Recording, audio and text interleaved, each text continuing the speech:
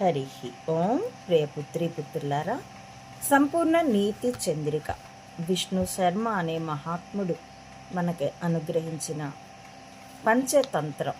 ఇందులో నుంచి మొదటి తంత్రం మిత్ర లాభం గురించి మీకు కథ సెకండరీ అంశంగా ప్రాధాన్యత అందు చెప్పబడినటువంటి నీతి, ఇంగిత జ్ఞానాన్ని, వ్యవహార జ్ఞానాన్ని, నేర్చుకునే తత్వాన్ని మనకి నేర్పించేటటువంటి ఈ పంచతంత్రం గురించి మీతో వరుస వీడియోలు పంచుకుంటూ వస్తున్నానండి. ఇప్పుడు కొనసాగిస్తున్నాను. క్రిందటి వీడియోలో చూడాకర్ణుడు అనేటటువంటి భిక్షకుడు, అతడి యొక్క నివాసంలో ఎలుక అతడి భిక్ష తెచ్చుకున్న దాన్ని తింటూ ఉన్న కారణంగా ఇది హిరణ్యకుడు అనేటటువంటి ఎలుక యొక్క ఫ్లాష్ బ్యాక్, గతం.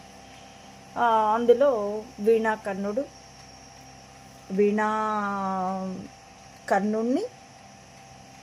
చూడాకర్ణుడు వీళ్ళిద్దరి సంభాషణలో చూడాకర్ణుడికి వీణాకర్ణుడు లీడ్ చేస్తున్నాడు, సలహా ఇస్తున్నాడు. ఇది అసాధారణం.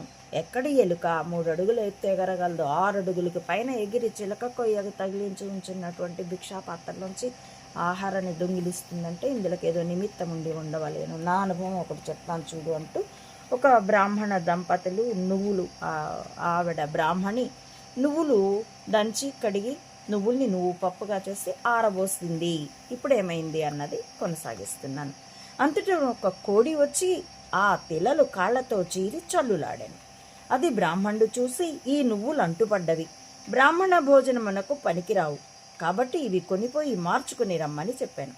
తదనంతరం ఆ బ్రాహ్మణి మరునాడు నేను భిక్షార్థము పోయి ఉన్న ఇంటిలో గిటికి వచ్చి, ఈ నువ్వు పప్పు పుచ్చుకొని నువ్వులిచ్చేదరా అని ఆ ఇంటి వారిని అడిగాను.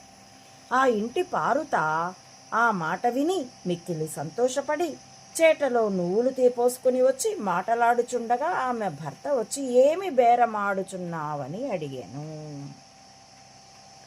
ఆమె చెప్పాను, చేరెడు నువ్వులిచ్చి దంచిన నువ్వులు పుచ్చుకొనుచున్నానని ఆమె చెప్పాను.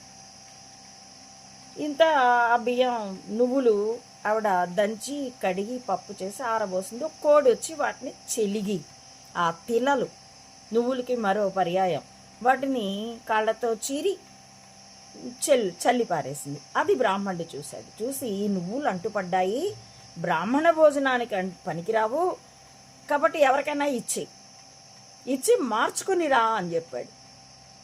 తనకి పనికి రావు, కానీ ఆ దోషం దాచిపెట్టేసి వాటిని ఇంకెవరి నెత్తినైనా వేసి, ఇది చేసేదేమో పుణ్యకర్మ,